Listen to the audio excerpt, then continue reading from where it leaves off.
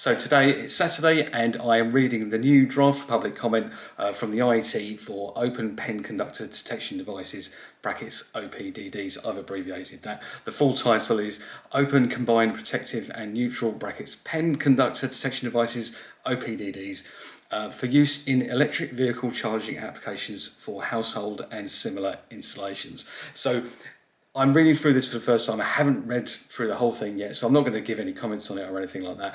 But I just wanted to say that I think it's really good to see the draft for this standard come out. It's something that I've been expecting for a while, and I mentioned it in a previous video that I made where I asked the question, is it possible to use pen fault detection devices on hot tubs? Which is something I'm sceptical about. If I'm honest, I think that the open fault detection devices are mainly intended for electric vehicles at the moment, in any case. And so reading the title of this new draft for public comment kind of confirms what I was thinking there. I think that this is mainly intended for electric vehicles, and at the moment it's only mentioned in chapter 722 in the wiring regulations, which is kind of where I get my opinion from there.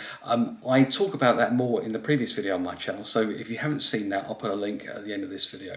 But I just wanted to just share this news with you today, that the new draft for public comment is available on the IET website. It's available for anybody in the public to comment. It's free to download. If you haven't seen that previous video that I made, please check that out, and I give my thoughts on the topic of pen fault detection devices for use in hot tubs, because it's something that I was asked previously.